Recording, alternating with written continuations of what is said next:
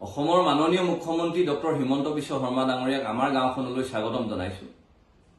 পঞ্চায়ত নিৰ্বাচনী প্ৰচাৰৰ বাবে তেখেত ইয়ালৈ আহিব। সাধাৰণতে বিগত দিনত দেখিছিলো যে মুখ্যমন্ত্ৰীজন নাহে, তেখেত আহিছে। সেইকাৰণে আমি বহু আশাৰে বাট চাই আছো যে যিখিনি কথা তেখেতে বিগত দিনত কৈছিল, মহিলাসকলক অমিত কলহৰ যাত্ৰাৰ নামত, গছ পুলি ৰোপণৰ নামত, লাখপতি বাইদেউ বনাই দিয়াৰ নামত ৰাজপথলৈ উলিয়াই লৈ যোৱা হল, বিজেপিৰ মিটিঙলৈ উলিয়াই লৈ যোৱা হল। সেই মহিলাসকলক লাখপতি বাইদেউ বনালে নে নাই? অমিত কলহৰ যাত্ৰাৰ নামত তেওঁলোকে পাবলগীয়া প্ৰাপ্যটো পালে নে নাই? গছ পুলি ৰোপণৰ নামত যিটো কথা কৈ আপোনালোকে ৰাজপথলৈ উলিয়াই লৈ গৈছিল, সেই পইচাখিনি পালে নে নাই, সেই কথাটো কিন্তু স্পষ্ট কৰিবৰ কাৰণে মুখ্যমন্ত্ৰী ডাঙৰীয়াক অনুৰোধ জনাইছো। কিয়নো মহিলাসকলক বাৰে প্ৰতি প্ৰলোভিত কৰিছে, তাৰ পাছত প্ৰতাৰিত কৰিছে। আকৌ এইবাৰ নিৰ্বাচনী প্ৰচাৰত তেওঁ মহিলাসকলক ভগৱানে কলে মোবাইল দিম বুলি আচলতে মহিলাসকলক আকৌ প্ৰলোভিত কৰি পুনৰ প্ৰতাৰিত কৰিবৰ কাৰণে ব্যৱস্থা গ্ৰহণ কৰিছে। মুখ্যমন্ত্ৰী ডাঙৰীয়া কিমান আৰু মিছা কথা কব, কিমান ৰাইজক প্ৰলোভিত কৰি প্ৰতাৰিত কৰিব, এই বিষয়বিলাকো অসমৰ ৰাইজে আচলতে উপলব্ধি কৰিবৰ হল বুলি মই আশা প্ৰকাশ কৰিছো। আমি এটা কথা আহ্বান ৰাখিব বিচাৰিছো যে মুখ্যমন্ত্ৰী ডাঙৰীয়া যিহেতু গোলাঘাটলৈ আহিব, গোলাঘাটৰ মেৰাপানী অসম নাগালেণ্ড সীমান্তত আজি ৰাইজ ভীতিগ্ৰস্ত হৈ থাকিব লগা হৈছে। নগাৰ আগ্ৰাসনৰ কাৰণে তাত 1200 পৰিয়ালে আজি জীৱন আৰু সম্পত্তিৰ নিৰাপত্তাৰ নামত আচলতে তেওঁলোকে ভয় ভীত লৈ থাকিব লগা হৈছে। মুখ্যমন্ত্ৰী ডাঙৰীয়া গৃহমন্ত্ৰীৰ দায়িত্বত আছে, গৃহ বিভাগৰ দায়িত্বত আছে।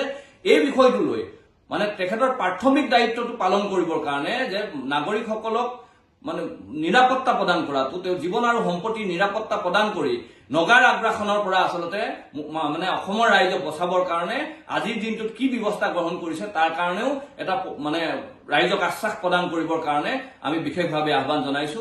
আমাৰ গাঁওখনৰ লগত টেঙানী বৃহত্তৰ অঞ্চল 42খন গাঁৱে গঠিত টেঙানী অঞ্চল জড়িত হৈ আছে।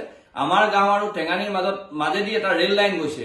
সেইকাৰণে টেঙানীৰ ৰাইজ আজি তাৰিখত অহা যোৱা কৰিবৰ কাৰণে স্থায়ী আজিলৈকে ব্যৱস্থা এটা হোৱা নাই। তাৰ ব্যৱস্থা কেনেধৰণে কৰিব, তেওঁলোক কেনেকে ধৰণে যাতায়াতৰ সুচল হৈ ভৱিষ্যতৰ দিনত বাহিৰ জগতৰ লগত সংযোগ কৰিব পাৰিব, তাৰ কাৰণেও ব্যৱস্থা গ্ৰহণ কৰিবৰ কাৰণে মুখ্যমন্ত্ৰী ডাঙৰীয়াক আমি কৰ্ণগোচৰ কৰিছো। আৰু এটা কথা আহ্বান ৰাখিছো যাতে এই সময়কণত নিৰ্বাচনী প্ৰচাৰৰ নামত যাতে কোনো সাম্প্ৰদায়িক মন্তব্য যাতে নকৰে, লুঙি ধুতি এইবিলাক যাতে কথা নকয়। লুঙিৰ নামত আচলতে যিখিনি কথা তেওঁলোকে অৱগত কৰে, কিন্তু আমি সৰু পথাৰত দেখা পাইছো যে হুকুৰ আলীক আনি বিজেপিৰ বিধায়ক গৰাকীয়ে ইয়াত নিৰ্বাচনী প্ৰচাৰত নমাই দিছে। এই লুঙি নহলে তেওঁলোক আচলতে আজিৰ তাৰিখত নিৰ্বাচনত জয়ী হব নোৱাৰে। সেই কথাটো বিধায়ক মহোদয় জানে। তাৰ পাছতো তেওঁলোকে আচলতে মানুহৰ মাজত সাম্প্ৰদায়িক বিষবাস্প বিয়পাবৰ কাৰণে লুঙি ধুতিৰ কথা কৈ আচলতে মানুহক বিভ্ৰান্ত কৰিব বিচাৰিছে।